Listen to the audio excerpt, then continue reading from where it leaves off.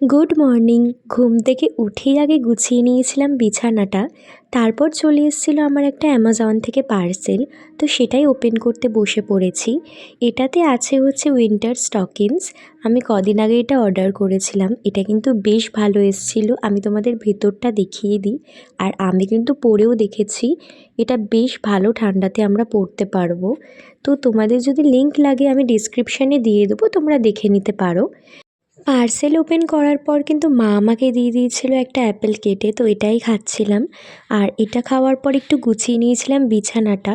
সব কিছু আসলে এলোমেলো হয়ে আছে, কারণ ঠান্ডা পড়ে গেছে আর সব ঠান্ডার জামা কাপড়গুলো আলমারিতে গোছাতে হবে, ওই জন্যই আর কি। তাছাড়া এমনি কিছুই না। তো সব কিছু এই যে গোছাচ্ছিলাম বসে বসে। আর দেখো আমার কিন্তু সব গোছানো হয়ে গেছে, শুধু ট্রলিটা বাইরে আছে। কারণ কেন আছে সেটা তোমরা পরেই জানতে পারবে। তো সব আমার গোছানো হয়ে গেছে, তোমাদের দেখিয়ে দিই। আসলে সেরকম একটা ভালোভাবে গোছানো হয়নি, কদিন পর আবার এটা ঠিক করে গোছাতে হবে।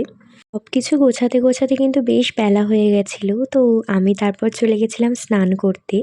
আর স্নান করে লাঞ্চ নিয়ে বসে পড়েছি। আজকে মাকে বলেছিলাম বেশি কিছু বানাতে না, তাই জন্যই জাস্ট একটা শাক বানিয়েছি আর একটু ডাল সেদ্ধ আর বাঁধাকপির তরকারি।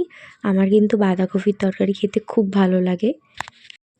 লাঞ্চ করার পর ঘরটা অন্ধকার করে একটু শুয়েছিলাম। আমি কিন্তু দুপুরে একদমই ঘুমাই না, জাস্ট এমনি লাইট অফ করে শুয়েছিলাম, আর কিছুই না। তো বিকেলবেলা উঠেই আমার ফেভারিট আইসক্রিম পেয়ে গেছি আবার।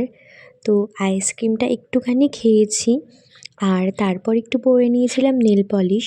তো আজকে আর ডিনার করা হয়নি। তো চলো, আজকের ভিডিওটা এইটুকুই। তোমাদের ভালো লাগলে অবশ্যই একটা লাইক করে দিও। Good night.